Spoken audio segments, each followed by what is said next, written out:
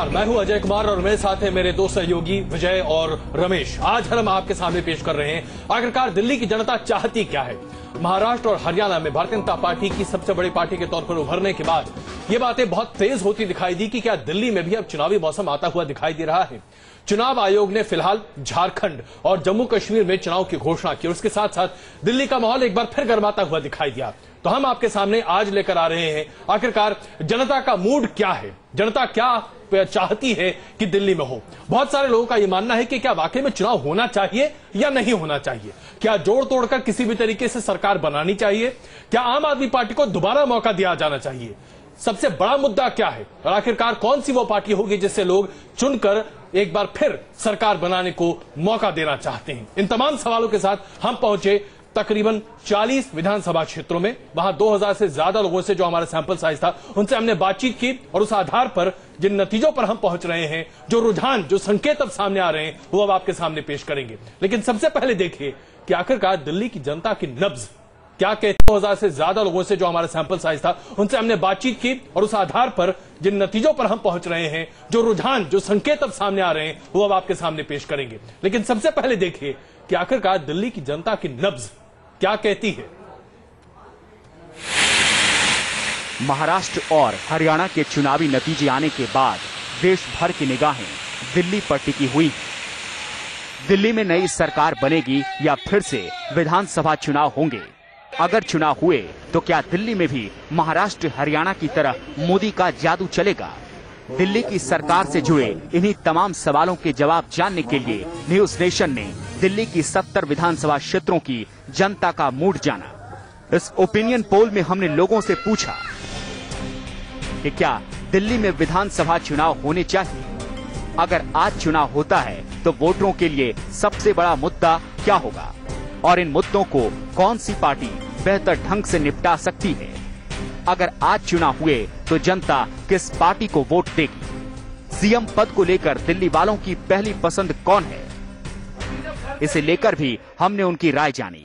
CM की race में सबसे आगे कौन है, ये जानने के लिए हमने दिल्ली की जनता के सामने अरविंद केजरीवाल, डॉक्टर हर्षवर्धन, शीला दीक्षित, अरविंदर सिंह लवली, मनीष सिसोदिया, सतीश उपाध्याय, अजय माकन, जगदीश मुखी, विजेंद्र गुप्ता और मीनाक्षी लेखी के नाम सामने रखे। दिल्ली में विधानसभा चुनाव नहीं होने की सूरत में हमने दिल्ली के लोगों से सवाल पूछा कि क्या आम आदमी पार्टी को सरकार बनाने का एक और मौका मिलना चाहिए। अगर दूसरे दलों के विधायक टूटकर बीजेपी को सरकार बनाने का समर्थन देते हैं तो क्या ऐसी सरकार अच्छा काम करेगी। इन तमाम सवालों पर क्या है दिल्ली की जनता का जवाब। आखिर क्या चाहती है दिल्ली और दिल्ली वाले। सरकार पर राजधानी की राय जानने के लिए देखते रहिए न्यूज नेशन का ओपिनियन पोल।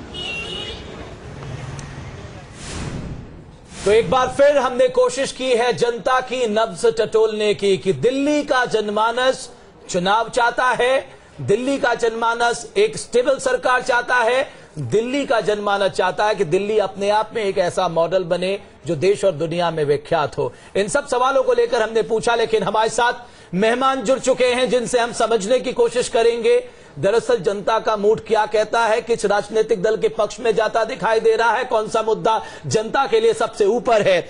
हमारे साथ वरिष्ठ पत्रकार उर्मिला जी हैं, आपका बहुत बहुत स्वागत स्टूडियो में। शहजाद पूनावाला कांग्रेस समर्थक, मेरे साथ एनके सिंह साहब वरिष्ठ पत्रकार हैं, विनोद कुमार बिन्नी साहब। आपसे तो सबसे बड़ा सवाल आज ये होगा, आप क्या निर्दलीय लड़ेंगे या बीजेपी से चुनाव लड़ेंगे। बहरहाल विजय, सबसे पहले कि हम पहला सवाल लें और अजय जाके बताएं कि साहब हमने किन किन सवालों को लिया है। आप जरा हमारे दर्शकों को यह बताइए कि साहब हमने कौन सी तकनीक का इस्तेमाल किया, हमने कितना बड़ा सैंपल, रैंडम सैंपल सर्वे किया और जो मार्जिन एरर की बात होती है वो क्या स्थिति है। जी रमेश, पहली बात तो कि जो अभी चुनाव हुए थे महाराष्ट्र के और हरियाणा के चुनाव, उसमें भी हमने इसी टेक्निक को इस्तेमाल किया था ओपिनियन पोल के लिए कि हमारे जो रिपोर्टर्स हैं, हमारे जो स्ट्रिंगर्स हैं, हमारे जो ग्राउंड जीरो में रहने वाले लोग हैं, उनके रास्ते से हमने जनता की नब्ज को पहचानने की, टटोलने की कोशिश की और यही कोशिश हमने दिल्ली में की है। आज का दिन इसलिए भी महत्वपूर्ण है कि कल सुप्रीम कोर्ट में सरकार को यह बताना है कि क्या वो चुनाव में जाना चाहती है, क्या वो सरकार बनाने की कोशिश करना चाहती है। गृह मंत्रालय जो एलजी ने जो लेटर लिखा था उसके बाद, तो इसलिए वो भी महत्वपूर्ण है। तो हमने यहाँ पर अपने रिपोर्टर्स को कहा कि वो जनता के पास जाएं, दिल्ली की जनता में, और सभी कॉन्स्टिट्यूंसी में उन्होंने कोशिश की और 2000 से ज्यादा का सैंपल सर्वे किया, जिसमें 2 महत्वपूर्ण सवाल पूछे कि क्या चुनाव होने चाहिए, क्या सरकार जोड़ तोड़ के बनानी चाहिए, और यदि ऐसा होता है तो फिर क्या होगा वो अजय बताएंगे। बिल्कुल, आइए जरा इस पर चर्चा कर लेते हैं और आपको हम बताते हैं कि दरअसल जो हमने सवाल पूछे उनमें क्या क्या महत्वपूर्ण सवाल है, हम आपको ये जरूर बताएंगे कि आखिरकार वोट परसेंटेज क्या आता हुआ दिखाई देता है। लेकिन सबसे पहले आज हम आपके सामने पेश कर रहे हैं, ये आप देख रहे हैं न्यूज नेशन का ओपिनियन पोल। पहला सवाल जो हमने पूछा अपने तमाम दर्शकों, जो सैंपल साइज 2000 का हमारा सैंपल साइज था, उसमें जो पहला सवाल हमने पूछा, क्या दिल्ली में फिर विधानसभा चुनाव हो, क्योंकि सबसे बड़ा सवाल यही है। और आप देखिए 81% लोगों का यह कहना था कि चुनाव होने चाहिए, सिर्फ 12% ये कहते थे कि नहीं चुनाव की जरूरत नहीं है, और 7% का यह कहना था कि उनकी कोई राय इस बाबत नहीं बनती हुई दिखाई दे रही थी। तो चुनाव होने चाहिए, कम से कम ये तो पूरा बहुमत आता हुआ यहां दिखाई दे रहा है। दूसरा बड़ा सवाल जो हमने आपके सामने रखा, क्या भारतीय जनता पार्टी जोड़ तोड़कर अगर सरकार बनाती है तो क्या यह स्थिर सरकार होगी, क्या यह अच्छी सरकार होगी? 61% लोगों का मानना था कि ऐसी सरकार अगर बनती है तो वह अच्छा काम नहीं कर सकती। 25% लोगों का मानना था कि ऐसी सरकार चल सकती है, अच्छा काम कर सकती है। 14% लोगों का मानना था कि उनकी कोई राय नहीं है। यानी कि आप दरअसल 61 और 14 एक साथ करते हुए दिखाई दे सकते हैं।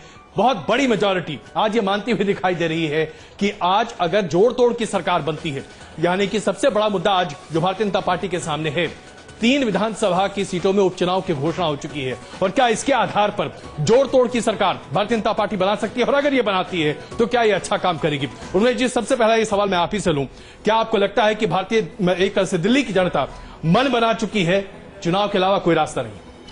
देखिए, जो आपका पहला जो सर्वे का वो है रिजल्ट है वो कि ज्यादातर लोग चाहते हैं 81% की फ्रेश इलेक्शन हो जी। लेकिन एक थोड़ा मुझे कंफ्यूजन ये हो रहा है सर्वे के दूसरे पार्ट से कि 61% लोग कह रहे हैं कि जोड़ तोड़ से सरकार चले तो सरकार अच्छी चल सकती है, तो ओके संशोधन है। ओके, तो इसका मतलब ये बिल्कुल साफ है कि आम जनता, दिल्ली की 81% जनता, 80% से अधिक जनता चुनाव चाहती है। तो ये एक बड़ी बात है और मैं समझता हूं कि काफी हद तक ये सही एक ओपिनियन ऐसा है, क्योंकि लोगों को ये लगता है कि भाई जिस तरह से सरकार गई और ऑल ऑफ सडन फिर चीजें बनी और बिगड़ी और लगातार वो खराब होती रही, वैसे में जोड़ तोड़ से सरकार बने तो ये पता नहीं कैसे चलेगी, किस तरह से चलेगी, तो ये जनरली ठीक लग रहा है। तो विनोद कुमार बिन्नी जी, आप जनता की नब्ज नहीं पकड़ पाए, जो हमारा ओपिनियन पोल कह रहा है। आप कह रहे थे साहब बीजेपी को हम बाहर से समर्थन देने के लिए तैयार है, लेकिन यहाँ जनता जनार्दन का कहना है कि फ्रेश इलेक्शन होने चाहिए। दरअसल मेरा कहना यह है कि मैंने ये कहा था दिल्ली को हर हाल में सरकार मिलनी चाहिए।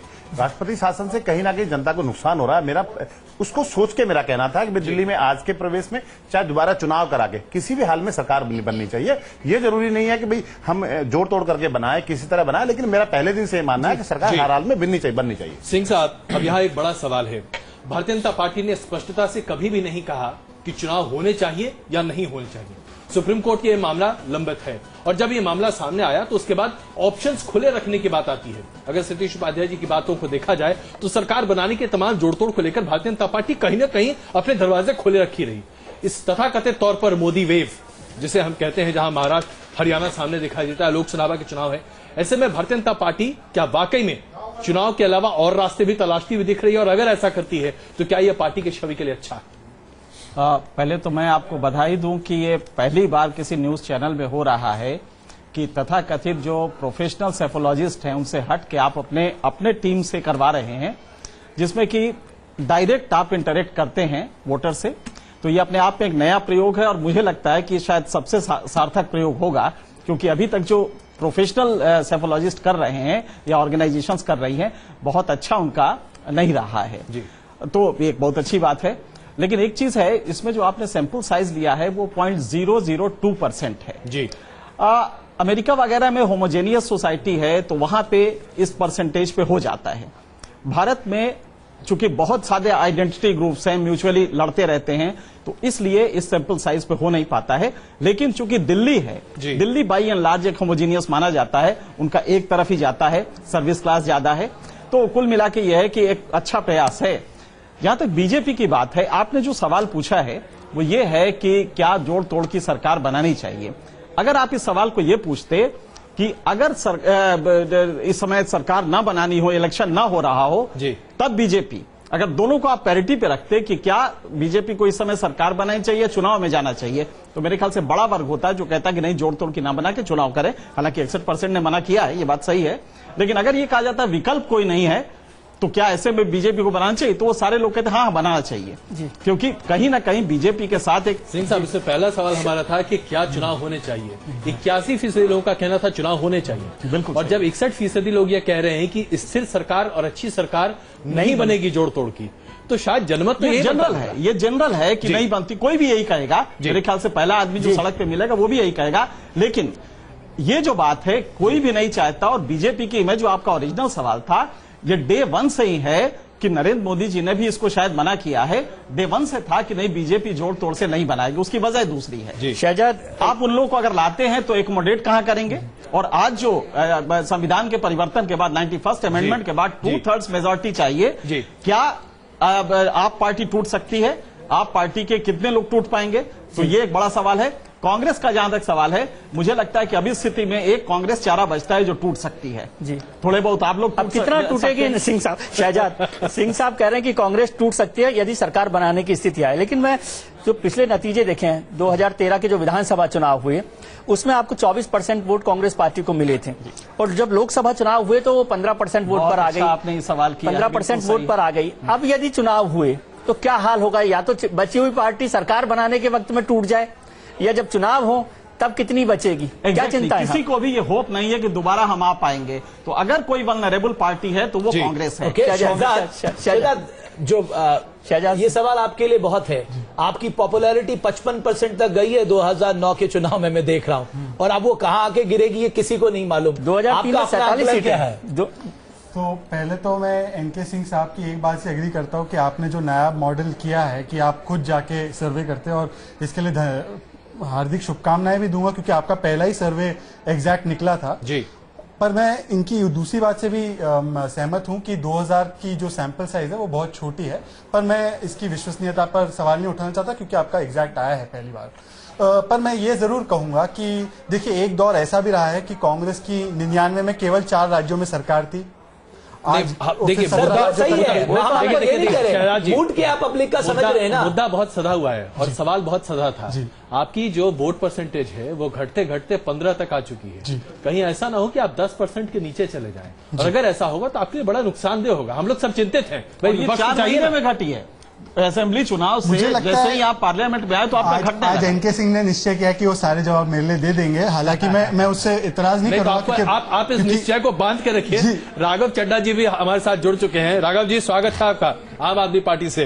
राघव जी, 2 सवाल हमने पूछा, आप शायद देख पाए या नहीं, लेकिन उसके जवाब हम आपके सामने पेश कर दें।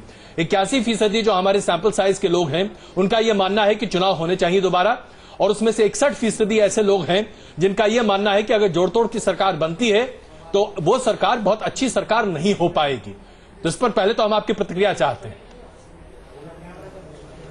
जी अजय जी, 2 बातें। पहले तो मैं आपको बधाई देना चाहता हूं इस सर्वे के लिए, परंतु साथ ही साथ एक बात ये जोड़ना चाहता हूं कि क्योंकि ये आपके रिपोर्टर्स और स्ट्रिंगर्स ने करा है, किसी विशेषज्ञ या पेशेवर सर्वेक्षक ने नहीं करा है, तो हमें रैंडम सैंपलिंग हुई कि नहीं हुई, साइंटिफिक सैंपलिंग हुई कि नहीं हुई, रिप्रेजेंटेटिव सैंपल था कि नहीं था, इसकी जानकारी नहीं है।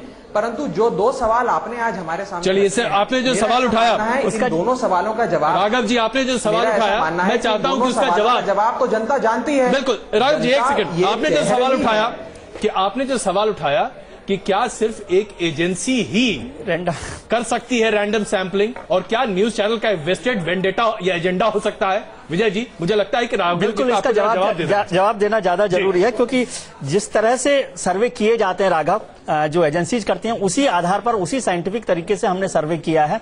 इसमें प्लस पॉइंट यह है कि जो हमारा रिपोर्टर है, जो हमेशा ग्राउंड पर रहता है, जो जनता की नब्ज को समझता है, उसने सर्वे किया है। उसमें किसी तरह का कोई एक स्पेशल एजेंडा नहीं है जिसको लेकर किया गया हो। रैंडम सर्वे किया गया है, सैंपलिंग सर्वे भी उसी तरह से लिया गया है, इसलिए उसकी शंका करने की मेरे ख्याल से आवश्यकता नहीं है। एक चीज और भी है, अभी तक जो प्रक्रिया रही है, ये जो प्रोफेशनल सेफोलॉजिस्ट है, ये जो कंपनियां हैं, ये साबुन का भी उसी तरह सर्वे कराती हैं जितना जैसे वोटर करते हैं। अच्छा, मैं आप सबों के यहाँ बीच में रुकना चाहूंगा। आप सबों को एक कमर्शियल ब्रेक हमें लेना है, रुक रहे हैं यहाँ पर कुछ देर के लिए, लेकिन बिल्कुल राघव जी, हम आते हैं वापस, आपकी बात पूरी करने का पूरा मौका हम आपको देंगे। रुकना पड़ेगा, हमें मजबूरी है, और वापस आने के बाद अपने दर्शकों के सामने हम पेश करेंगे हमारे इस ओपिनियन पोल में वोट सैंपल साइज के हिसाब से वोट प्रतिशत क्या है किस पार्टी का, और उसके आधार पर सीटों का प्रोजेक्शन हम आपके सामने पेश करेंगे। लगातार बने रहिए, देखते रहिए दिल्ली में किसकी सरकार।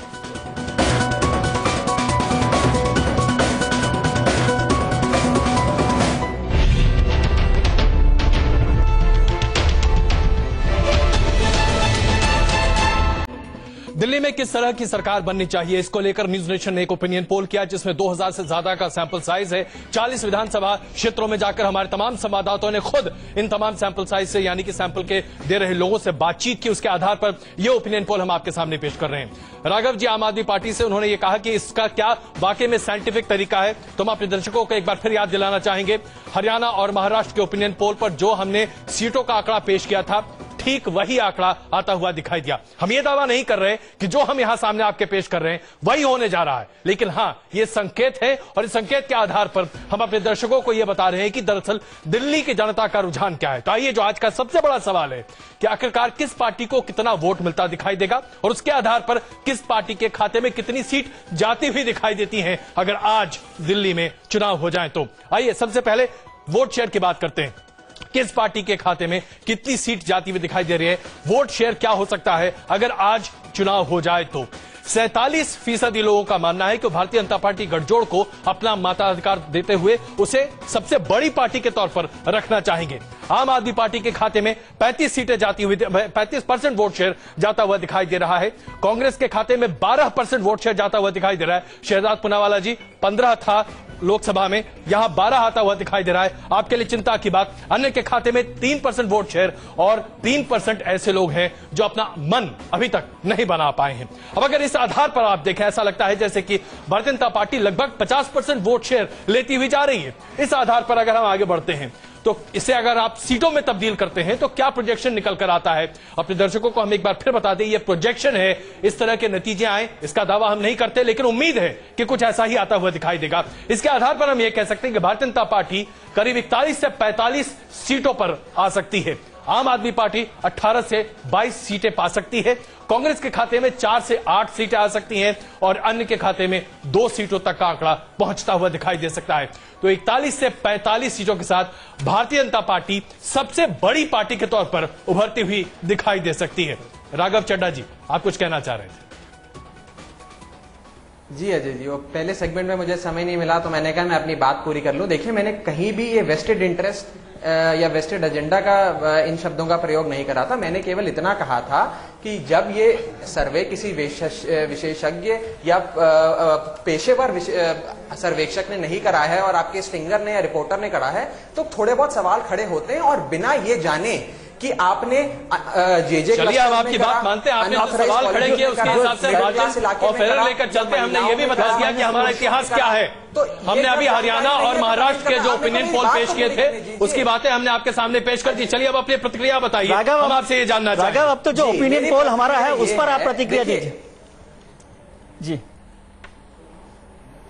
जी, देखिए, मैं ये कहना चाहता हूं कि जब मेरे पास ये जानकारी नहीं है और जब ये एक प्रोफेशनल सर्वे नहीं है तो इस पे कमेंट करना मुश्किल है, परंतु फिर भी जो आपने तथ्य सामने रखे हैं उस पे मैं ये कहना चाहूंगा कि भारतीय जनता पार्टी पिछले 6 महीने से चुनावों से भाग रही है, और यदि आपका जो सर्वे ये दिखा रहा है अगर ऐसे नतीजे आने हैं तो भारतीय जनता पार्टी क्यों चुनावों से भाग रही है? लेकिन सीट के लिहाज से राघव आप कमजोर दिखाई दे रहे हैं। खरीदने की बात करती है, क्यों सुप्रीम कोर्ट में तारीख पे सीट के लिहाज से आप कमजोर दिखाई दे रहे हैं। आपका तो 56 इंच का सीना है, 56 इंच का सीना क्या पड़ रहा है चुनाव कराने के लिए? बात ये नहीं है अजय जी, बात ये है कि दिल्ली में यदि चुनाव होते हैं तो चुनाव है जगदीश मुखी बनाम अरविंद केजरीवाल, और आप चाहे 5 साल के व्यक्ति से राघव जी, 95 साल के राघव जी, जरा एक तो मुझे आपसे गुजारिश करनी पड़ेगी कि AK-47 की रफ्तार में बोलने की बजाय जरा थोड़ा सा हमने भी सांस लेने दीजिए। भाई, हमने आपसे आपकी प्रतिक्रिया पूछी, आपने बता दिया, आप उस पर विश्वास नहीं भी करना चाहें, हम आपका स्वागत करेंगे इसको लेकर। लेकिन हम अपने यहाँ पे विशेषज्ञ मौजूद हैं, उनसे भी पूछ लें। सबसे पहले मैं आलोक मेहता जी, वरिष्ठ पत्रकार हमारे साथ जुड़ चुके हैं। आलोक जी, आपकी प्रतिक्रिया हम इस पर जानना चाहेंगे। क्या आपको लगता है कि दरअसल ये जो एक रुझान जनता का आता हुआ दिखाई दे रहा है, ये रुझान आज दिल्ली की जनता का मत बताता हुआ दिख रहा है? अजय जी, देखिए, मैं दो बातें जरूर कहूंगा। सामान्यतः पहले हम लोग खुद ही ओपिनियन पोल वगैरह को लेकर शंकाएं करते थे। मैं इसलिए नहीं कि मैं आपके चैनल में बैठा हूं, मैं हर जगह अपनी बात कहता और लिखता रहा हूं। आपने अपने संवाददाता करें, वो ज्यादा अच्छी नब्ज को जानते हैं, इसलिए राघव जी की बात को मैं ये मानूंगा। कंपनियों को आप कह सकते हैं कि उनका बायस्ड है, उनको कोई किसी ने ठेका दिया है। यहाँ पर जो पत्रकार, जो आज हम भारतीय पत्रकारिता के इतिहास से भी देखें, और मलेश यहाँ बैठे और एनके सिंह बैठे, बहुत सारे पत्र हैं, और माफ कीजिएगा आशुतोष जो आप पार्टी में हैं, वो भी नब्ज देखते थे। वो और योगेंद्र यादव जो सर्वे करते थे जब वो, लेकिन वो एक ठेके वाली कंपनी के साथ, उनका या संस्था के साथ जुड़ा हुआ था, तो उनके भी सर्वे कई बार गलत भी निकले हैं। ऐसा नहीं कि उनके सब सही निकलते हैं। तो मुझे लगता है कि नब्ज यदि जनता की देखें, जनता के लोग चुनाव भी चाहते हैं, और जिस तरह से भारतीय जनता पार्टी का रुख है, हम और आप पसंद करें या ना करें, जो सामने यदि तूफान यदि आ रहा है गुजरात में, तो राघव जी और हम उसको रोक नहीं सकते। तो मुझे लगता है आपका सर्वे काफी हद तक नजदीक है, क्योंकि हम लोगों को जब देखते हैं, लोगों के मन में एक अपेक्षा जो बड़ी है जी, वो चाहे उसके सपने टूटे, लेकिन यदि सपना उन्होंने देखा है तो अभी उनको दिखा है। आप पार्टी ने जो बनाया था वो आपकी सीटें कम हो रही हैं। बिल्कुल। और विनोद कुमार बिन्नी, मुझे इस बात से नहीं खुशी हो रही कि उनकी सीटें कम हो रही हैं, मुझे इस बात से खुशी हो रही है कि कम से कम सच्चाई की जीत हो रही है। क्योंकि इन लोगों ने झूठ बोला, कपट किया, और झूठ कपट कितने दिन चलेगा, वो वास्तविकता सामने आ रही है, और सच्चाई ज्यादा दिन छुप भी नहीं सकती है। तो इसमें खुशी इसलिए नहीं है कि आम आदमी पार्टी की कम सीटें आ रही हैं, खुशी इसलिए है बिल्कुल सच्चाई लोगों के सामने आ रही है। हमें यहाँ पर मजबूरन कुछ देर के लिए फिर रुकना पड़ रहा है, हम तुरंत वापस आ रहे हैं अपने ओपिनियन पोल के साथ। हमने आपके सामने अभी जो जनता का रुझान है वो पेश किया। ऐसा लगता है कि भारतीय जनता पार्टी पूर्ण बहुमत की सरकार बना सकती है अगर आज मतदान हो जाए तो। 41 से 45 सीटें भारतीय जनता पार्टी को मिल सकती है, और आम आदमी पार्टी के खाते में 18 से 22 सीटें जाती दिख रही हैं। इस विशेष कवरेज पर हम लगातार बने हुए हैं। शर्त यह भी है कि भारतीय जनता पार्टी तैयार हो जाए चुनाव कराने के लिए। बिल्कुल, तो इस बड़ी कवरेज पर लगातार बने हुए हैं, और भारतीय जनता पार्टी के प्रवक्ता अभी हमारे पास आए नहीं है। जैसे ही आ जाए उनकी प्रतिक्रिया के साथ भी तुरंत वापस आते हैं। बने रहिए, अभी बहुत महत्वपूर्ण सवाल हमारे साथ बाकी है। आखिरकार इन तमाम ओपिनियन पोल में पूछे गए सवाल आपके ही जनता के ही नब्ज को टटोलते दिखेंगे। बने रहिए हमारे साथ।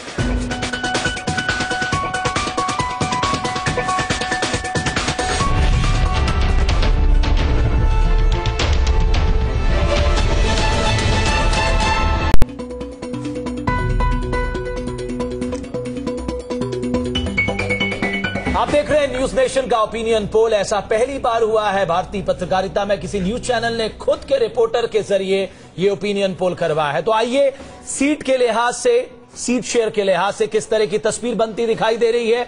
अगर हम वोट परसेंट के लिहाज से देखें कि वोट प्रतिशत के लिहाज से किस तरह की तस्वीर हमारे ओपिनियन पोल पे बनती दिखाई दे रही है, तो आप देख सकते हैं बीजेपी को जबरदस्त फायदा हो रहा है। 47% वोट मिलता दिखाई दे रहा है भारतीय जनता पार्टी को। आम आदमी पार्टी बहुत हद तक अपने वोट प्रतिशत के इर्द गिर्द नजर आ रही है, लेकिन उसको सीट पे नुकसान हो रहा है। 35% वोट उसे मिलते दिखाई दे रहे हैं। कांग्रेस बहुत ही जबरदस्त नुकसान में, जिसकी लोकप्रियता 55% के आसपास थी 2009 में, वो 12% के आसपास हमारे ओपिनियन पोल में दिखाई दे रही है। अगर हम सीटों के लिहाज से देखें तो सीट लिहाज से किस तरह से देख रही है, 41 से 45 के बीच में बीजेपी को सीटें मिलती दिखाई दे रही, यानी अपने दम पर बीजेपी सरकार थी 2009 में, वो 12% के आसपास हमारे ओपिनियन पोल में दिखाई दे रही है। अगर हम सीटों के लिहाज से देखें तो सीट लिहाज से किस तरह से देख रही है, 41 से 45 के बीच में बीजेपी को सीटें मिलती दिखाई दे रही, यानी अपने दम पर बीजेपी सरकार बना सकती है। और आम आदमी पार्टी 18 से 22, यानी उसे पिछले विधानसभा चुनाव के मुताबिक नुकसान होता दिखाई दे रहा है। शहजाद, पिछली विधानसभा जब 2013 में हुई दिसंबर में, तो आपने आम आदमी पार्टी से हार कर उसके बाद बहुत लोकतंत्र को बचाने के लिए आम आदमी पार्टी की सरकार बनवा दी। अब जो लगातार वोट प्रतिशत गिर रहा है, क्या आपको लगता है कि इन चुनावों में बाद में जाकर, अब भारतीय जनता पार्टी सबसे बड़ी कॉम्पिटिटर दिख रही है आपको, तो बाद में आम आदमी पार्टी के साथ सरकार बनाए, उससे बेहतर है कि एक प्री पोल अलायंस कर लेना चाहिए?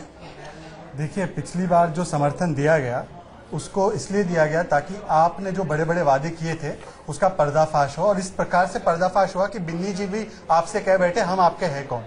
पर जहां तक बात है, सीरियस बात, मैं आपको बता दूं कि पहले 2 सवालों का भी मैं इसमें जवाब देना चाहता हूं। आपने हाफ गर्लफ्रेंड बुक सुनी है, चेतन भगत की हाफ गर्लफ्रेंड? उसी से प्रेरित होकर बीजेपी अभी हाफ गवर्नमेंट सब जगह बना रही है। दिल्ली में भी इनका मन नहीं बन रहा कि हलफनामा दे दे कि भैया चुनाव करा दो।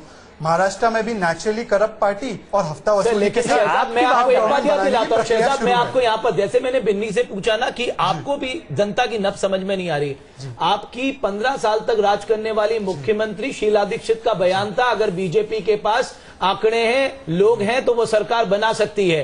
तो आप एक तरफ कह रहे चुनाव होने चाहिए, एक तरफ आपके 3 बार के मुख्यमंत्री कहती है साहब अगर विधायक सरकार बनानी चाहिए। बिल्कुल सही कहा, पर हर्षवर्धन जी जब 31 थी तब लिख के देते कि हम नैतिकता, तो ये तो शीला दीक्षित को भी मालूम था, और जब 28 हो गई तब शीला दीक्षित को भी मालूम था, ये चिट्ठी तो उन्हें भी मालूम थी, क्योंकि शीला दीक्षित जी ने जो बयान दिया था।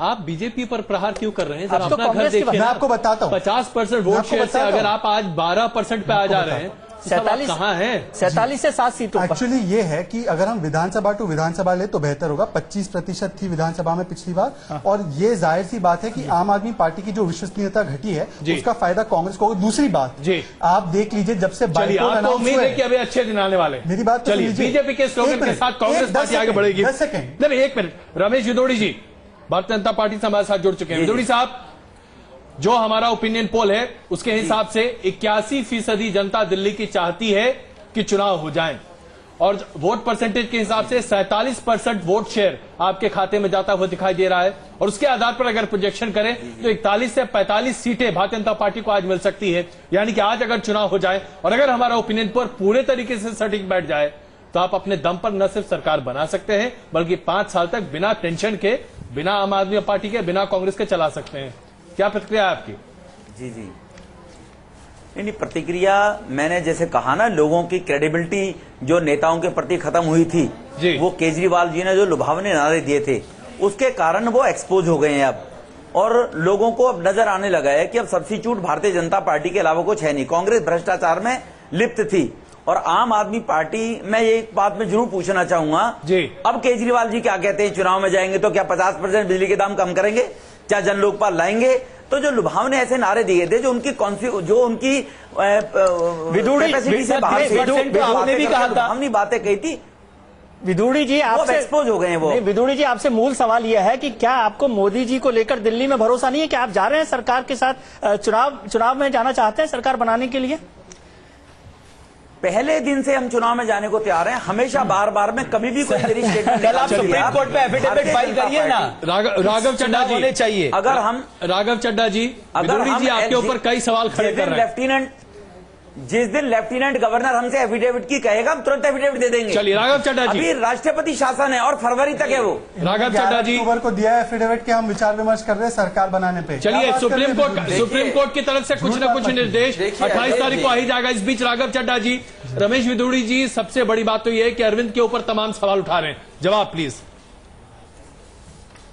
देखिए, रमेश विदुड़ी जी ने कहा कि हमने लुभावने वादे करे, तो जो लुभावने वादे भारतीय जनता पार्टी ने करे थे वो तो आज दिख रहे हैं कि 100 दिन में काला धन तो आ गया है और हर देशवासी को 20-20 लाख रुपए मिल चुका है। तो लुभावने वादों की बात तो आज रहने देते हैं। जहां तक बात है 50% बिजली का दाम कम करने की, हमने करके दिखाया। मुफ्त पानी देने की हमने करके दिखाया। लोकपाल नहीं ला सके, इस्तीफा दिया। हम कुर्सी से चिपके नहीं रहे। और आपने तो 30% बिजली के दाम घटाने की बात करी थी। आपका बजट आया, अरुण जेटली जी ने कम करे, बिजली के दाम नहीं करे। अजय जी एक सवाल क्यों कह रहा है मेरे से? मेरा एक सवाल, सिर्फ मेरा एक सवाल सुन लीजिए। केजरीवाल जी क्यों कह रहे हैं मेरे से गलती हो गई?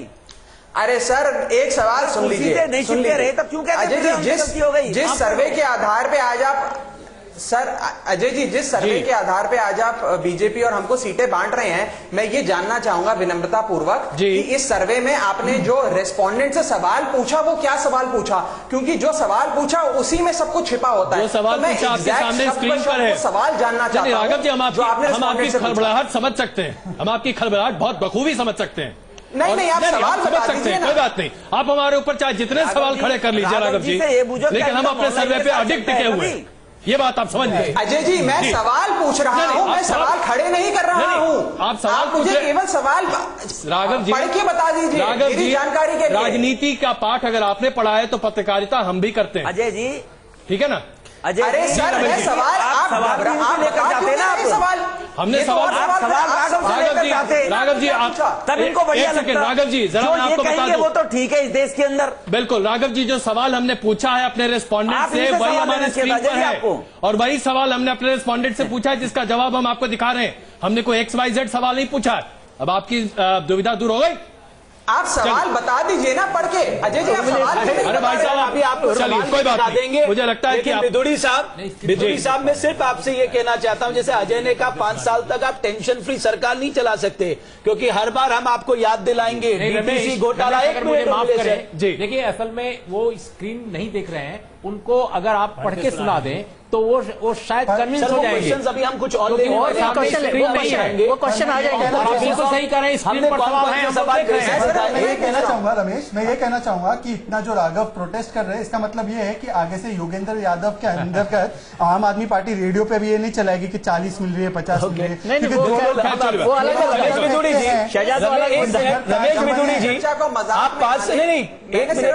रमेश बिदुड़ी जी, हम सवाल दिखाएंगे राघव, इसमें नाराज होने वाली कोई बात नहीं है। हम आपके सामने चलिए। अच्छा रमेश बिदुड़ी जी, एक मिनट जरा, आप 5 साल तक ये मत सोचिए। पा रहे हो आप लोग। रमेश बिदुड़ी जी, आप 5 साल तक ये मत सोचिए, घर तो संभाल नहीं पाए आप। रमेश बिदुड़ी जी, आप ये मत सोचिए 5 साल तक सरकार बनाने में मैं आप भूलिए मत, डीटीसी घोटाला, स्वास्थ्य घोटाला, शिक्षा घोटाला, मीटर घोटाला, पीडीएस घोटाला, राशन कार्ड घोटाला, वाहन फिटनेस घोटाला, पेंशन घोटाला, आपने पूरी लिस्ट तैयार की है घोटालों की। आपको इन सब की भी जांच करानी पड़ेगी रमेश बिदुड़ी साहब। आप ऐसी सरकार नहीं बनाएंगे 5 साल। इनकी 100% जांच होगी, केजरीवाल की तरह नहीं है कि शीला जी को जेल भेज देगा और उन्हीं के समर्थन से सरकार बना लेंगे। हम प्रिंसिपल वाले लोग हैं, हम जो कहेंगे मोदी, जब ये जो कह रहे हैं ना काला धन भी वापस आ गया, अभी 15 दिन में काला धन भी वापस आना शुरू हो जाएगा। अभी पेट्रोल के दाम कम हुए, डीजल के दाम कम हुए, अगर चुनाव होते हैं उसके बाद पैसा मिल रहा है, अगर आपके नतीजे वैसे निकलते हैं जैसा हमारा ओपिनियन पोल संकेत दे रहा है, तो उम्मीद करते हैं कि इस पर आप कार्रवाई करेंगे। आइए हम आपको अब सीधे ले चलते हैं वॉर रूम में। आखिरकार राघव जी ने जो तमाम सवाल उठाए हैं उनका जवाब भी हम दे देते हैं। और राघव जी, जो अभी तक 4 सवाल हमने पेश किए हैं, उन चारों सवालों को मैं पढ़ के शब्दशः आप तक बता देता हूं ताकि आपकी तमाम जिज्ञासा दूर हो जाए। सबसे पहले लेकिन वॉर रूम। बिल्कुल, वॉर रूम में अब हम चलते हैं हमारी सर्वे टीम के पास और ये बताने की कोशिश करते हैं कि किस तरीके से हमारा पैरामीटर था, हमने कितने लोगों से इस सर्वे के बारे में पूछा और उनका क्या कुछ कहना था, क्या नुकसान आम आदमी पार्टी को हो रहा है, क्या फायदा बीजेपी को हो रहा है और कांग्रेस किस पायदान पर है। पुर्णेंदु हमारे साथ है। पुर्णेंदु, अब जो तस्वीर निकलकर सामने आ रही है हमारे ओपिनियन पोल में, इसमें कितना फायदा हो रहा है, कितना नुकसान हो रहा है कांग्रेस बीजेपी को वोट शेयर और सीटों के उस पर, और क्या वजह? जी अक्षय, सबसे पहले तो सर्वे की बात कर लें कि सर्वे करने का क्राइटेरिया क्या है। अभी राघव जी काफी चीजें जानने की कोशिश कर रहे थे। सर्वे जो साइंटिफिक सर्वे का जो तरीका है, रैंडम सैंपल सर्वे, वही तरीका हमने फॉलो किया है। जो इंडिया में भी जो पोलस्टर हैं, जो चुनाव विश्लेषक हैं, एजेंसीज हैं, जो स्टैंडर्ड एक है, वही फॉर्मेट हमने वो किया है। हमने एक ड्राफ्ट क्वेश्चनर बनाया, उसको फील्ड में फिर हमने क्वेश्चनर चेक किया, क्वेश्चनर उसके बाद फाइनल हुआ, स्ट्रक्चर्ड क्वेश्चनर था वो। उसके बाद बूथ आइडेंटिफाई किए गए रैंडमली। हर विधानसभा में हमने 3 पोलिंग सेंटर सेलेक्ट किए। उन 3 पोलिंग सेंटर में हमने 10-10 सैंपल्स लिए। उसके बाद 2000 से ज्यादा लोगों से हमने फेस टू फेस बात की। हमारे जो संवाददाता हैं वो लोगों से मिले, उनसे बात की। उसके बाद वो जो डेटा वहां पे वॉर रूम में जो हमारा सर्वे डेस्क था उस पे कंपाइल हुआ, उसका बकायदा वेब फॉर्म है, उसमें फीड हुआ। उसके बाद उस डेटा की एनालिसिस की गई, उसके बाद ये सारी चीजें हैं। ऐसे नहीं। और एक बात और भी है कि एक जो होता है कि ये काम एजेंसीज करती हैं, न्यूज चैनल्स नहीं करते। ऐसा अमेरिका में या दूसरे यूरोपियन कंट्रीज में ये सब चीजें पहले से फॉलो हो रही हैं कि न्यूज चैनल्स में एक बकायदा सर्वे डेस्क होती है, वो लोग लगातार सर्वे करते हैं। तो ये कोई पहली बार नहीं हो रहा। इसकी शुरुआत अब भारत में न्यूज नेशन ने की है। बिल्कुल अक्षय, धन्यवाद अक्षय। हम आपके पास दोबारा आते हैं और अब राघव जी, हम आपके लिए जरा सवाल पढ़कर बताते हैं ताकि आपकी जो जिज्ञासा उसे हम दूर कर दें। हमने सवाल पूछा था कि आपको लगता है कि दिल्ली में विधानसभा चुनाव होने चाहिए, उसका हम सिर्फ सवाल पूछ रहे हैं, ऑप्शंस अभी बाद में हम आपको दिखा देंगे, लगातार आप देख रहे हैं। अगर दूसरे दलों के विधायक टूटकर भारतीय जनता पार्टी को समर्थन देकर सरकार बनाना चाहें तो क्या ऐसा सरकार अच्छा काम कर सकती है? इसका हमने सवाल पूछा था, अगर आज चुनाव हो जाए तो वोट देते वक्त आपका सबसे बड़ा मुद्दा क्या होगा? आपके हिसाब से आपके मुद्दे कौन पार्टी बेहतर तरीके से निपटा सकती है? दिल्ली के अगले मुख्यमंत्री के तौर पर आप किसे देखना चाहेंगे? क्या आम आदमी पार्टी को सरकार बनाने और चलाने का एक और मौका दिया जाना चाहिए? ये तमाम सवाल हैं जिसके बारे में हम आपको बता रहे हैं लगातार। ऐसा नहीं है कि हमने बस ऐसे हवा में ये सर्वे कर दिया। राघव की जो चिंता है वो मुझे दूसरी लगती है।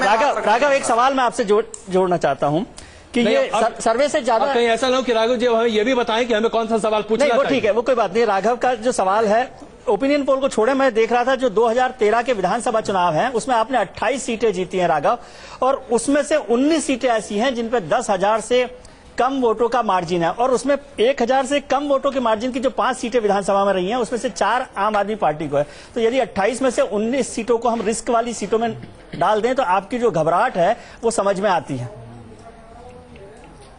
अब मैं उम्मीद करता हूं कि आप मुझे राघव जी का ये ओपिनियन लेकर राघव जी के मोहल्ले में चले जाइए जी। अगर आप कहेंगे बहुत देख लिया, मुझे केवल 30 सेकंड दे दीजिए जी, बिल्कुल 30 सेकंड दे दीजिए। देखिए, आप 2 बातें सिर्फ रखना चाहता हूं। पहली बात ये रखना चाहता हूं कि आपने चौथे नंबर पे जो सवाल पूछा, आपने उसके बेसिस पे पूरा ये एनालिसिस करके बताया कि दिल्ली में किसकी सरकार बनेगी। आपने पूछा कि कौन सी पार्टी आपको इन सारी चीजों से राहत दे सकती है। आपने कैसे समझ लिया कि हमने किस सवाल? भारतीय जनता पार्टी केंद्र में है, पार्टी बायस होता है। राघव जी, मुझे लगता है पूछा कि आप कौन सी पार्टी की सरकार बना देखना चाहते हैं, या आप कौन सी पार्टी? राघव जी सेफोलॉजिस्ट से पूछा हमने 10 राघव जी, मैं आपसे मैं एतराज करता हूं आप पर।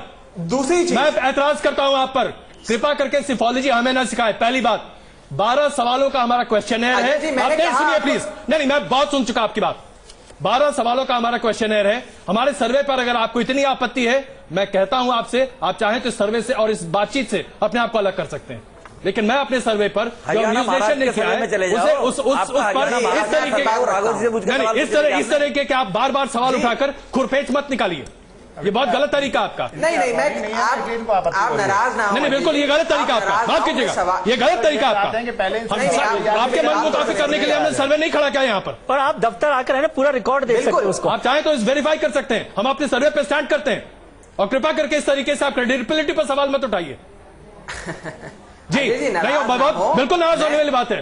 अगर मैं अरविंद केजरीवाल की ईमानदारी पर सवाल खड़े करूं, आपको सवाल करना चाहिए था। राघव जी, इन्होंने अगर मैं आज अरविंद केजरीवाल की ईमानदारी पर सवाल खड़े करने शुरू कर दूं, आप इस चर्चा में शामिल नहीं होंगे। सब्सिडी, कृपा करके इस तरह की बातचीत मत कीजिए। चलिए, हम यहाँ पर रुक रहे हैं कुछ देर के लिए। अपने दर्शकों को हम एक बार फिर बताना चाहेंगे, ये सर्वे हमने अपने तमाम संवाददाताओं और संपादकों के साथ मिलकर किया है, और इस पर हम खड़े हैं। रुके रहिए हमारे साथ, हम और सवालों के साथ वापस आते हैं।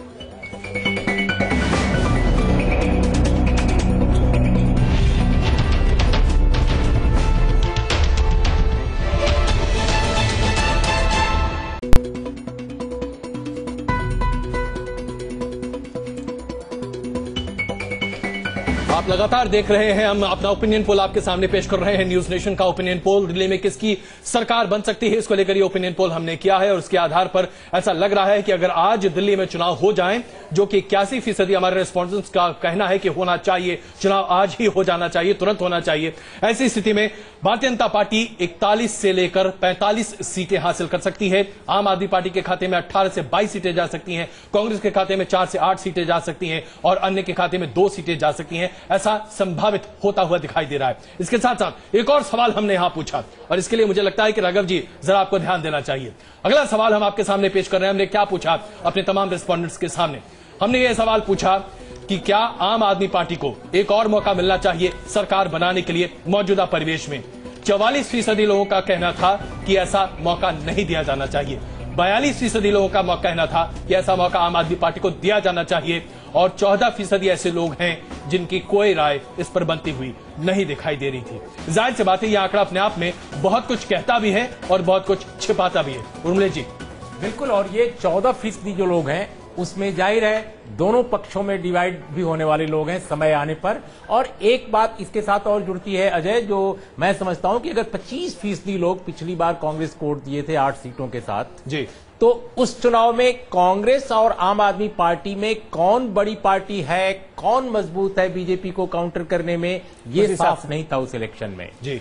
अब इलेक्शन जिस दिन होगा बिल्कुल साफ होगा कि इस वक्त दिल्ली में बीजेपी को मुख्य जो चैलेंज देने वाली पार्टी है वो आम आदमी पार्टी है। चाहे वो छोटी पार्टी हो, बड़ी पार्टी हो, कांग्रेस मुख्य मुकाबले से बाहर है। ये 25% वोटों में जो कांग्रेस के कमिटेड वोट हैं, अगर उनको छोड़ दिया जाए और जो बाहर के वोट हैं, जो समर्थकों के वोट हैं, वो अगर आम आदमी पार्टी की तरफ जाते हैं, तो आम आदमी पार्टी जो लूज कर रही है मिडिल क्लास में, जो अर्बन मिडिल क्लास में, अपर कास्ट में जो लूज कर रही है वोट बीजेपी की तरफ जा रहा है, वो वोट अगर कांग्रेस की तरफ का आता है तो आम आदमी पार्टी बुरी खबर अगर लूज करेगी, आप मुस्कुरा तो जरूर फायदा रहे, भी लेकिन पाएगी। आपकी पार्टी, आप मुस्कुरा जरूर हैं शहजाद, लेकिन एक और बुरी खबर आपकी पार्टी के लिए। मेरी समझ में नहीं आ रहा है कि आपने क्या कोई ट्रेंड रखा कि कितना मनोबल गिरेगा उसके बाद आप उठने की कोशिश करेंगे। दरअसल आपको ये सारे सर्वे देखने की जरूरत नहीं है, आपके स्टूडियो वालों ने जवाब आपके सामने रखा है 2 स्टैंडी में। जो कॉन्टेस्ट होगा ये 2 शख्सियतें हैं और जो 2 पार्टियां हैं उसके बीच का, और मुझे 10 सेकंड दे दीजिए मात्र समझाने के लिए। आपके मात्र 10 सेकंड। शीला दीक्षित को पार्टी से निकालने तक की बात कहती मुकेश शर्मा। मैंने इसलिए बोला पार्टियों के मुकेश शर्मा कहते हैं कि शीला दीक्षित को पार्टी से निकाल दिया जाए। अडवाणी जी, आप आज उन्हें मुख्यमंत्री बनाने की बात कर रहे हैं। रमेश जी, मोदी जी के बारे में अडवाणी जी भी क्या कहते हैं? सर, मैं मनमोहन सिंह के बारे में भी पूछूंगा। जो अडवाणी की हालत है वही मनमोहन सिंह जी की हालत आप 10 सेकंड तो दे दीजिए रमेश जी। 10 सेकंड के अनुसार आप मुख्यमंत्री पद का उम्मीदवार मानते हैं, मतलब शीला जी को? मैं ये कह रहा हूं कि लोग कह रहे हैं, और ये आप शायद आपके रिपोर्टर ने मिस किया होगा, कि बड़ी यू टर्न पार्टी जो काले धन पे यू टर्न कर गई, वो छोटे यू टर्न पार्टी जो बिजली पे यू टर्न कर गई, उनको नसीहतें दे रही हैं। वो कह रहे हैं दिल्ली की जनता यू टर्न करे, शीला जी के पास। आपकी उम्मीद बहुत अच्छी है और उम्मीद करते हैं कि आपकी उम्मीद पर आप और उम्मीद करते रहें सिंह साहब। लेकिन अभी जो हमने सवाल पूछा, आम आदमी पार्टी को सरकार बनाने का मौका दिया जाना चाहिए या नहीं, 42-44 का आंकड़ा, क्या आप माने कि आज भी जनता के बीच में वो अभी भी कहीं ना कहीं कसक रह गई है? 49 दिनों की सरकार न चल पाने की कसक आज भी दिल्ली की जनता में है?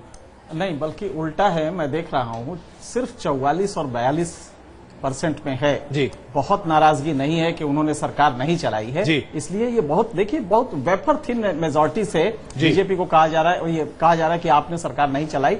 42% लोग आज भी मान रहे हैं कि हाँ उन्होंने ठीक किया जी। 44% कह रहे हैं कि गलत हुआ, ये अलग बात है। एक चीज और देखिए, आपके सर्वे को लीजिए, लगातार विधानसभा से लोकसभा और लोकसभा से आज आपका सर्वे, लगातार आपका वोट परसेंटेज बढ़ रहा है। 35 पे आ गया है, जबकि 31 पे था जी लोकसभा में, और इसके पहले 28 पे था। तो ग्रेजुअल इंक्रीमेंट है। और दूसरा, एक आपने सवाल पूछा है कि अरविंद केजरीवाल या हर्षवर्धन जी, और मुझे लगता है कि जो आपका रिजल्ट होगा वो शर्तिया इस बात का होगा कि अरविंद केजरीवाल को ज्यादा लोग प्रेफर करें। मुझे नहीं मालूम क्या रिजल्ट है, लेकिन ज्यादा लोग हम खुलासा भी नहीं कर सकते, थोड़ी देर में करेंगे। हाँ, मैं नहीं चाहता, लेकिन मुझे मेरा दावा है कि अरविंद केजरीवाल को लोग ज्यादा प्रेफर करेंगे। ऐसे में जो पोटेंशियल है वो अभी भी आपके पास है कि इस गैप को वो ब्रिज कर सके। अभी ठीक है। अभी सर, एक सवाल आपसे इसी से जुड़ा हुआ सवाल कर रहे हैं कि आपका जो अभी अजय ने सवाल किया 42 और 44% का, क्या बिन्नी साहब को आम आदमी पार्टी का विभीषण करना चाहिए कि सारी लंका आपने दहन कर दिया, आप जब गए तब से ये सारा का सारा गड़बड़ होगा, झगड़ा आपने शुरू करा कि राम के पास गए थे और राम के पास नहीं गए, पार्टी को तोड़ने में। राम के पास गए नहीं गए वो तो उनको पता। आज विद्रोही साहब प्रसन्न हो जाएंगे, विजय जी ने उनको राम कह दिया। राम कहने के लिए नहीं, मैं विद्रोही जी को राम नहीं कह रहा, मैं तो आपकी बात कर रहा हूँ कि आपने आम आदमी पार्टी का घर तोड़ने की शुरुआत की, वहां से सारी गड़बड़ बता दूं। क्योंकि शुरुआत उस बात की हुई कि जिस दिन उन्होंने बोला कि हम 15 दिन के अंदर नाजीवाला जनलोकपाल लागू करेंगे जी, मुझे दुख उस दिन हुआ कि उनके पास ड्राफ्ट तक तैयार नहीं था। मैंने कहा भाई आप कैसे लागू करेंगे? सर, आपको मंत्री नहीं बनाया, वो कहते हैं कि आप मंत्री पद मांगते थे, आपको नहीं बनाया। कह सकते हैं, डेस्क पे बैठे हैं, आपको स्वतंत्रता आजादी है, लेकिन इसमें बिल्कुल वास्तविकता नहीं है ना, हमें मंत्री बनने का कभी शौक था। बीजेपी जो लोकपाल के दावे करती है नियुक्त कर दिया। आम आदमी पार्टी दिल्ली जी को मैं सवाल पूछना चाहता हूँ, बीजेपी के प्रवक्ता बन चुके आजकल वो, सर बीजेपी ने भी लोकपाल पे बड़े बड़े वादे किए। चलिए, लोकपाल का मुद्दा दिल्ली में दरअसल उतना वाजिब है भी नहीं अगर देखा जाए तो। इससे पहले कि हम यहाँ पर कुछ देर के लिए रुके, राघव जी आपकी प्रतिक्रिया। जी, 2 चीजें कहना चाह रहा था। एक चीज मैं ये कहना चाह रहा था, अजय जी, मैं लगातार आपका कार्यक्रम देखता हूं, जब मैं कार्यक्रम पर नहीं भी होता तो भी देखता हूं, परंतु मैंने आपको इतना उत्तेजित कभी नहीं देखा। आपने हमें यहाँ बुलाया है अपनी राय रखने के लिए, मैंने ना आपकी ईमानदारी पे सवाल खड़े करे हैं, ना कुछ कहा है वेस्ट एजेंडा है। आपने मुझे मेरी राय के लिए बुलाया, मैं अपनी राय दे रहा हूं। यदि आपको हमारी राय नहीं पसंद, वो अलग चीज है। नहीं, ये बात बिल्कुल नहीं है। सर्वे की देखिए, आप आमंत्रित हैं, आप हमारे मेहमान हैं, आपने बहुत आप हमारे मेहमान हैं, लेकिन देखिए अगर आप मेरे नहीं, देखिए राघव जी, क्षमा चाहूंगा मैं आपसे, लेकिन न्यूज नेशन की क्रेडिबिलिटी पर अगर कोई सवाल खड़े करे तो माफ कीजिएगा, मैं इसे हरगिज बर्दाश्त नहीं कर सकता। आप न जाने क्यों ईमानदारी बीच मैंने तो ईमानदारी पे सवाल ही नहीं खड़ा करा। चलिए राघव जी, अब तो जो ओपिनियन पोल है उस पर आप प्रतिक्रिया दीजिए ना। चलिए राघव, ओपिनियन पोल पे आप उसी में तो दे रहा था, ठीक है, सवाल पे ही तो दे रहा था मैंने। आपकी ईमानदारी पे थोड़ी कोई सवाल खड़ा करा है। राघव, अभी हमें यहाँ पर रुकना होगा। राघव, फिर हम आपके पास आएंगे, इस बार हम आपको मौका देंगे। आप 1 मिनट लीजिए, अपनी पूरी बात रखिएगा। यहाँ रुक रहे हैं कुछ पलों के लिए, हमारी ये चर्चा लगातार जारी है।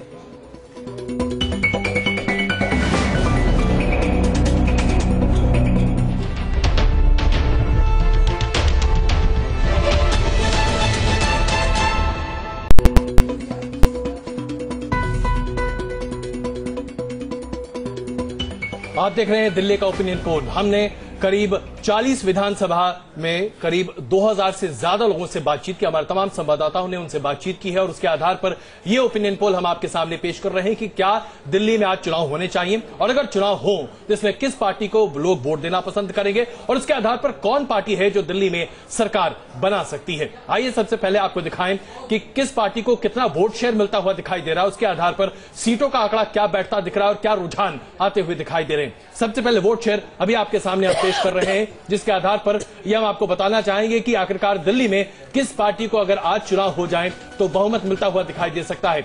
47% vote share Bharatiya Janata party गठजोड़ को मिलता दिखाई दे रहा है। आम आदमी पार्टी के खाते में 35% वोट शेयर जाता हुआ दिखाई दे रहा है। कांग्रेस घटकर 12% वोट शेयर पर आती दिख रही है।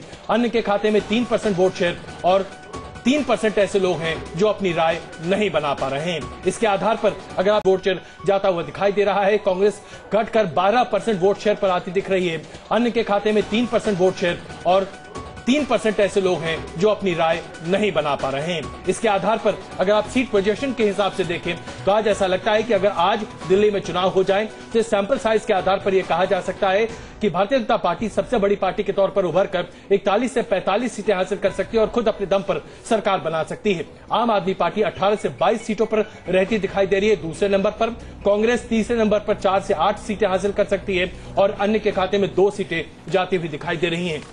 तो यह आंकड़ा आपके सामने आता हुआ दिखाई दे रहा है। इसके साथ साथ एक और महत्वपूर्ण सवाल जो अपने तमाम रिस्पोंडेंट से हमने पूछा, अगर आज दिल्ली में सरकार बननी हो और उसके आधार पर मुख्यमंत्री का चुनाव करना हो तो ऐसा कौन व्यक्ति होगा जिसे दिल्ली की जनता मुख्यमंत्री के तौर पर देखना चाहेगी।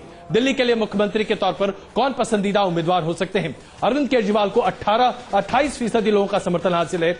शीला दीक्षित को 8, उसके साथ साथ ये आंकड़े आपके सामने हम पेश कर रहे हैं। अरविंद के लिए 3%, जगदीश मुखी के लिए 5%, अन्य कोई नेता 17% यहां पर आता दिखाई दे रहा है। भारतीय जनता पार्टी से हर्षवर्धन दूसरे नंबर पर यानी कि 27% पर आते हुए दिखाई दे रहे हैं। शीला दीक्षित का आंकड़ा 8% पे आता हुआ दिखाई दे रहा है। यह अपने आप में काफी अलग सा मामला दिख रहा है, लेकिन इतना तो तय है कि कम से कम अरविंद केजरीवाल की ब्रांड इक्विटी आज इतनी है कि सबसे लोकप्रिय नेता मुख्यमंत्री के तौर पर आज भी अरविंद केजरीवाल ही दिखाई दे रहे हैं। आलोक जी, क्या आज अरविंद केजरीवाल सबसे बड़े नेता के तौर पर दिल्ली में दिख रहे हैं? और अगर आज भी लोग उनकी सरकार से इस्तीफा देने के बावजूद और तमाम विपक्ष की आलोचना के बावजूद या दूसरी पार्टियों की आलोचना के बावजूद अरविंद केजरीवाल की क्रेडिबिलिटी आज बहुत है। अजय जी, आप यदि ये देखें कि यदि इस आधार पर तो कभी कोई मुख्यमंत्री बनता नहीं है। हमारी जनता इसीलिए भोली आप उसको कह सकते हैं क्योंकि उसके पास कोई व्यक्तित्व, दिल्ली में एक बड़ी लीडरशिप का अभाव हुआ।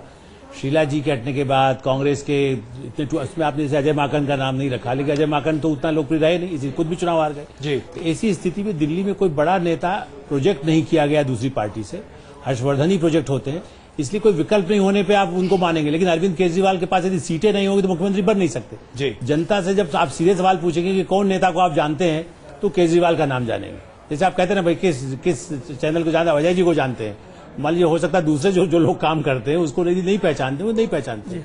तो मुझे लगता है कि ये सवाल अपने आप में ठीक है कि भाई किस नेता के पीछे है, लेकिन उसको आप समर्थन मत मांगिए। आपका सर्वे भी दिखा रहा है कि 20-22 सीटें ज्यादा नहीं ला रहे, बिल्कुल। तो सीटों में वो नहीं ला सकते हैं, खाली व्यक्तिगत रूप में लोग चूंकि रिक्शा वाले, तांगे वाले, मजदूर लोग, उन लोगों के मन में उन्होंने एक स्थान बनाया क्योंकि और कोई विकल्प उनके सामने नहीं था। हमारे साथ 2 और मेहमान जुड़ चुके हैं, विजेंद्र गुप्ता साहब, आतिशी मालिना आम आदमी पार्टी से। विजेंद्र गुप्ता साहब, सारे ओपिनियन पोल पे हम आपकी टिप्पणी लेंगे। एक बार फिर आप अरविंद केजरीवाल को टक्कर देंगे नई दिल्ली से?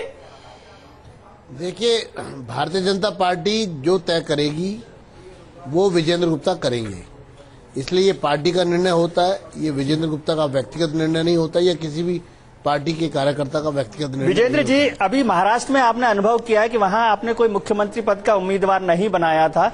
हरियाणा में तो मनोहर लाल खट्टर वहां पर दिखाई दिया था, मैं गया था हरियाणा, तो सब जगह था कि खट्टर साहब ही मुख्यमंत्री बनेंगे, लेकिन महाराष्ट्र में आपने किसी को नहीं बनाया और आप बहुमत से चूक गए। ये गलती आप दिल्ली में भी करना चाहते हैं?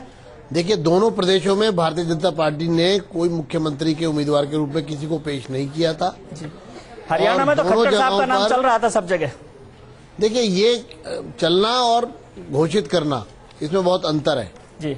इसलिए भारतीय जनता पार्टी का दोनों प्रदेशों में सरकार बनी है और बनने जा रही है महाराष्ट्र में, इसलिए ये कहना मैं नहीं समझता उचित होगा कि हमने कैंडिडेट घोषित नहीं किया था, इसलिए कोई कमी रही। ऐसा लग रहा है कि विजेंद्र जी, हर्षवर्धन जी अभी भी जरा पीछे ही चल रहे हैं अरविंद केजरीवाल के। क्या आप लोगों को लगता है कि मोदी लहर जरा यहाँ चल नहीं पा रहा है ठीक से, या आपको यह भी लगता है कि भारतीय जनता पार्टी के बड़े नेताओं के एक तरह से जो लोकप्रियता के जो पैमाना होता है, जरा दोहराएंगे? मुझे आपकी आवाज पूरी तरह नहीं आई है। मैं ये कह रहा हूं कि अरविंद केजरीवाल के मुकाबले आज सिर्फ हर्षवर्धन जी खड़े हैं जो कि केंद्र में मंत्री हैं। उसके अलावा भारतीय जनता पार्टी के तमाम नेता बहुत पीछे दिखाई देते हैं।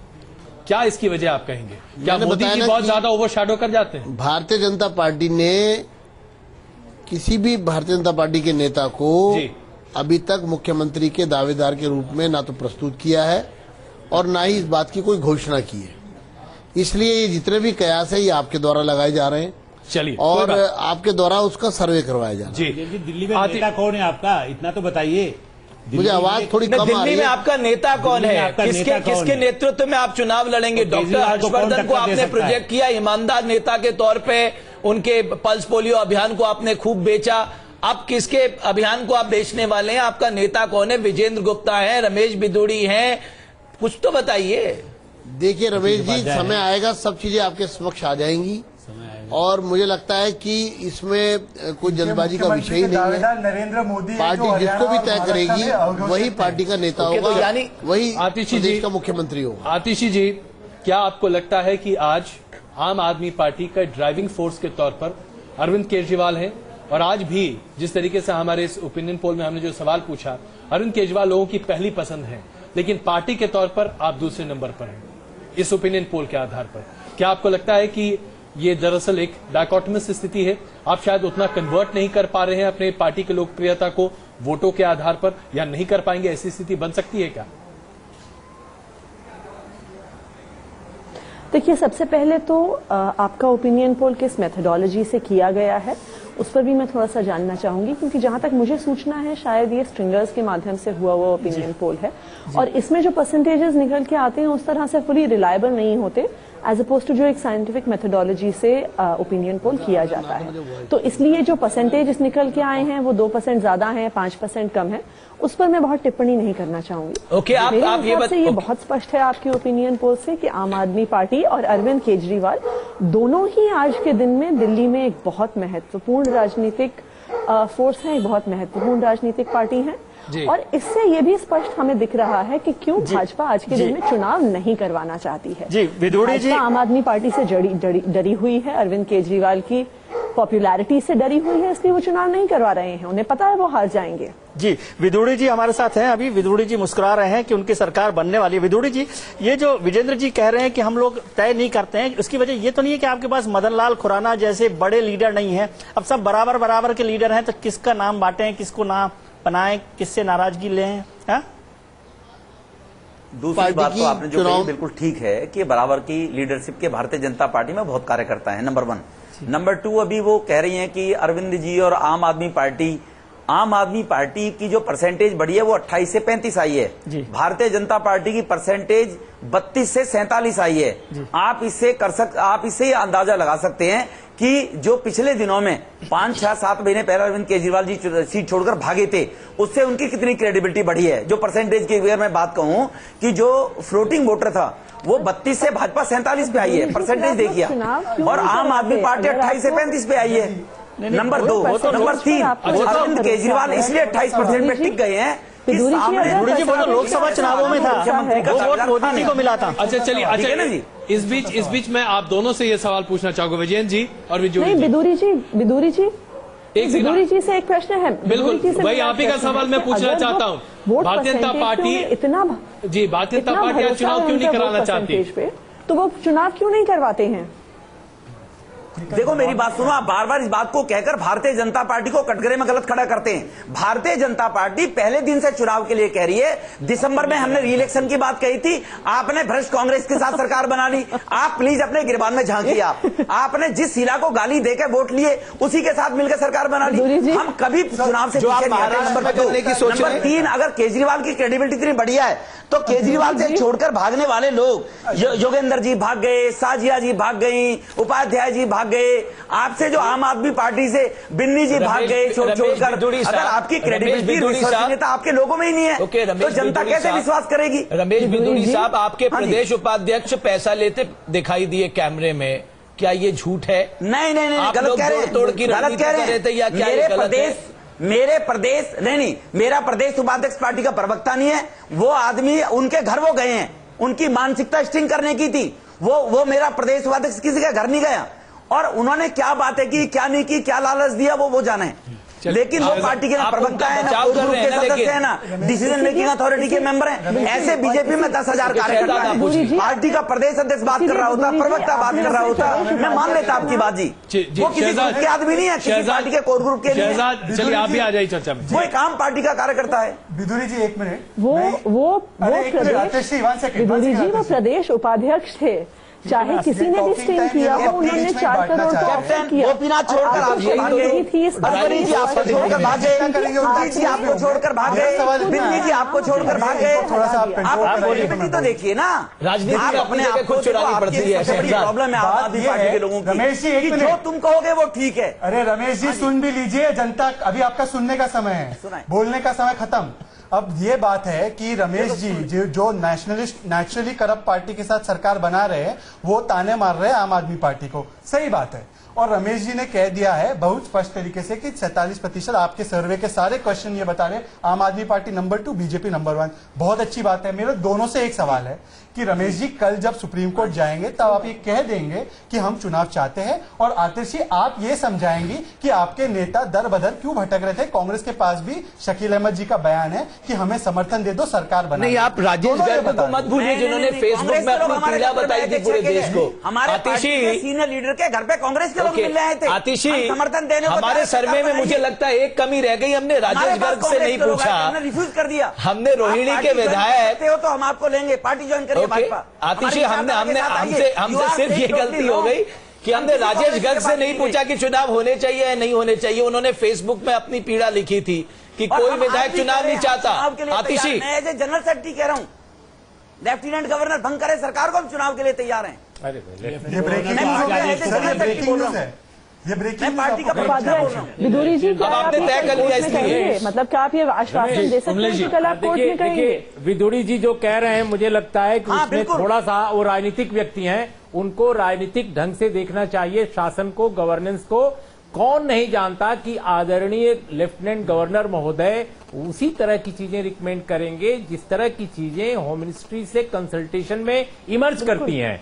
लेफ्टिनेंट गवर्नर बहुत महामहिम है, बहुत आदरणीय पोस्ट है, लेकिन आप जानते हैं कि राजनीतिक मसलों पर राजनीतिक लोग फैसला करते हैं और केंद्र में सरकार आपकी है। अगर भारतीय जनता पार्टी दिल्ली में इतनी कॉन्फिडेंट है तो उसको दिल्ली में चुनाव पहले क्यों नहीं कराना चाहिए था? क्यों नहीं वो डिक्लेयर कर देती चुनाव पहले? ये क्यों सुप्रीम कोर्ट में आप जा रहे हैं, कभी कुछ कहते हैं, कभी कुछ कहते हैं, तो दाल में कुछ तो काला है, वो आप क्या है आप बताएं। अजय जी मुझे समय दीजिए, 30 सेकंड का इनकी जी बिल्कुल जी, चलिए 30 सेकंड पूरा आपका। निवेदन इनसे है कि जब राष्ट्रपति शासन लगा था, हमने नहीं लगाया। हम अगर दोबारा राष्ट्रपति शासन की सिफारिश करें तो हम चुनाव से डर रहे हैं। अभी फरवरी तक का टाइम है, विद इन द पीरियड हम चुनाव में जाने को तैयार हैं। हम दोबारा राष्ट्रपति शासन की अगर सिफारिश करें तो हम चुनाव से डर रहे हैं। पहले राष्ट्रपति शासन कांग्रेस ने लगवाया था, वो अरविंद केजरीवाल जी ने लगवाया था, हमने नहीं लगवाया था।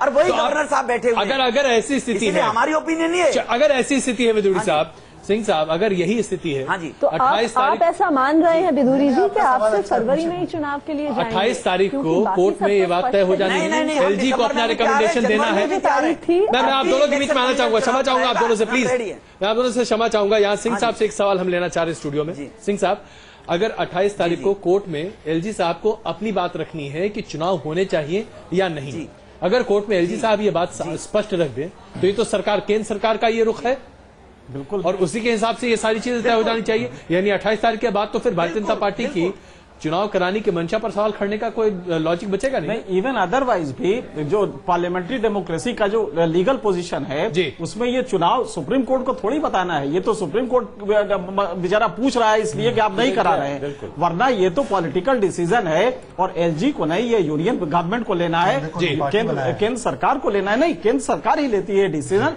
और अगर आप चुनाव चाहते हैं तो आपके पास सारे ग्राउंड से लीगल वैलिडिटी है, आपको कहा देना चाहिए। पता नहीं क्या कह रहे हैं, मैं समझ नहीं पा रहा हूँ विदुड़ी जी कि वो चाहे तो करा ले, एलजी करा ले। एलजी नहीं कराता है, आप कॉन्स्टिट्यूशनल पोजीशन समझ लीजिए। आप जब भी चाहें चुनाव करा सकते हैं, इसमें सुप्रीम कोर्ट को हलफनामा देने की बात नहीं है। आप कल चाहें कल करा ले चुनाव। एक पंक्ति जोड़ जी आलोक जी, मेरा कहना है कि पार्टी भी कह रही है और बीजेपी भी कह रही है, सबसे अच्छा उपाय था अभी जैसे 3 विधानसभा चुनाव के लिए उपचुनाव होना है, आप सारे लोग इस्तीफा दे देते। यदि भारतीय जनता पार्टी चाहती है, एकमात्र रास्ता था, न सुप्रीम कोर्ट आती है, इलेक्शन कमीशन जिसको कहते हैं झक मार करके आपके कहती कि साहब चुनाव कराना पड़ेगा, जो इस्तीफा दे चुके हैं। आम आदमी पार्टी के लोग कमेटियों में बैठे हुए हैं, बीजेपी के लोग कमेटी में बैठे हैं, न झाड़ू लगाने को तैयार है, न सफाई की कोई मदद कर रहे हैं। कनाट प्लेस से लेके पूर्वी दिल्ली, दक्षिण दिल्ली, सब जगह गंदगी के अपार भंडार हैं। नरेंद्र मोदी के कहने के बाद भी भारतीय जनता पार्टी में इतना अनुशासन तो है नहीं, सारे इस्तीफा दे दे तो क्यों नहीं होता चुनाव। लेकिन ये एक ढकोसला है, जनता को आप लोग धोखा देना चाहते हैं। विजयन जी, बहुत बड़ा आरोप और एक वरिष्ठ संपादक के द्वारा। देखिए, मैं बड़ा स्पष्ट रूप से कहना चाहता हूं जी कि कुल मिलाकर के भारतीय जनता पार्टी ने एक बार भी ना तो दावा पेश किया सरकार बनाने का और ना ही सरकार बनाने के लिए कोई। बहुत बड़ा आरोप और एक वरिष्ठ संपादक के द्वारा। देखिए, मैं बड़ा स्पष्ट रूप से कहना चाहता हूं जी कि कुल मिलाकर के भारतीय जनता पार्टी ने एक बार भी ना तो दावा पेश किया सरकार बनाने का और ना ही सरकार बनाने के लिए कोई पहल की है। हम पहले दिन से कह रहे हैं हमारे पास बहुमत नहीं है। 12 दिसंबर 2013 को भी हमने जाकर यही बोला था। उसके बाद इन लोगों ने सरकार बनाई। उसके बाद 21 मई को जब परिणाम आए लोकसभा के तो अरविंद केजरीवाल ने लिख के दिया। इतिहास हम सब जानते हैं, अभी इतिहास हम सब जानते हैं, लेकिन इतना बता दीजिए ना कि अगर आप लोग चुनाव के लिए इतना ही उत्साहित है कि दिल्ली के अंदर एक चुनी हुई सरकार होनी चाहिए और वो चुनाव से चुनाव से संभव है, इसके अलावा और कोई रास्ता नहीं है। गुप्ता साहब, मैं आपकी बात से यहाँ पर इसलिए सहमत नहीं हूँ। जगदीश मुखी का नाम मुख्यमंत्री के तौर पर कहाँ से आ गया? अगर आप लोग सरकार बनाने की कल्पना नहीं कर रहे थे, आपके प्रदेश उपाध्यक्ष का जिक्र कहां से आ गया? अगर आप सरकार बनाने की कल्पना नहीं कर रहे थे, आपके प्रदेश अध्यक्ष ने कभी ये खारिज नहीं किया कि साहब हम सरकार नहीं बनाना चाहते। उन्होंने हमेशा गेट खुली रखी, आपने पिंडोरा पर खुला रखा हमेशा। आपने कभी ये नहीं कहा आप सरकार नहीं बनाना चाहते। ये बात सच्चाई कह रहे हैं, हमने कभी सरकार बनाने की अपनी ओर से कोई पहल नहीं की, हमने दावा पेश नहीं किया, हमने जाकर उपराज्यपाल को ये नहीं कहा कि हम सिंगल लार्जेस्ट पार्टी है। आप हमको ये आरोप हम पर क्यों लग रहा है? हमें लगता है कि ये सवाल जो ओपिनियन पोल में हमने पूछा उसके आधार पर विजयन जी को देना ज्यादा आसान होगा और शायद हम भी उस पर बेहतर चर्चा कर सकते हैं। आइए एक और सवाल हमने जो ओपिनियन पोल में अपने पूछा था वो अपने दर्शकों के सामने रखते हैं।